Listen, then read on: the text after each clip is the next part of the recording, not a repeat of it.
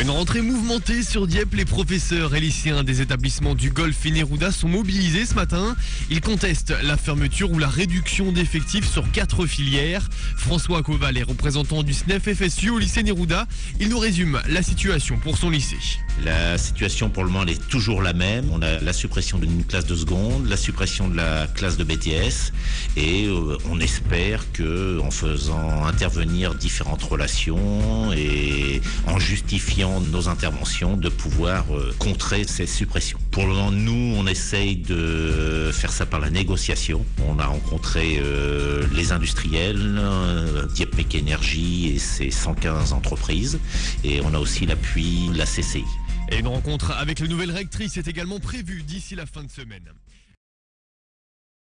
Des palettes qui brûlent, 350 lycéens mobilisés hier matin à Dieppe. Beaucoup d'élèves du lycée Pablo Neruda, un lycée qui abrite plusieurs formations de BTS industriels, dont le BTS industrialisation des produits mécaniques, en sursis depuis plusieurs années.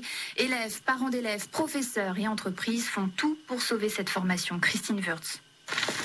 Ils sont une vingtaine devant le feu de palette pour défendre comme Franck le BTS IPM et la classe de seconde qui pourrait fermer à la rentrée. C'est ce qui mène vers les usines, mécaniques, tout ça ensuite.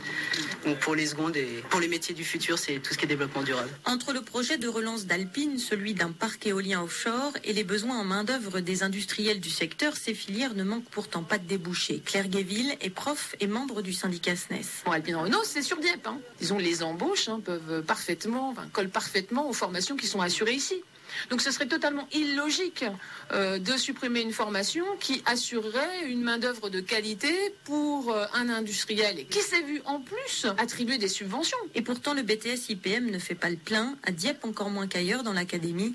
Christian Petit est délégué à la formation professionnelle au rectorat. On tourne avec 5 élèves une section qui nous coûte en fonctionnement 150 000 € par an. Donc à partir du moment où on me laisse des filières presque vides en fonctionnement, ça ne nous permet pas de pouvoir accueillir les élèves dans d'autres secteurs plus demandés. Si le BTS IPM ferme, les élèves de Dieppe devront poursuivre leur scolarité à Rouen. Dans l'académie, il y a 60 places, 18 sont encore vacantes. Et la décision définitive sera prise jeudi prochain à l'issue d'un comité technique.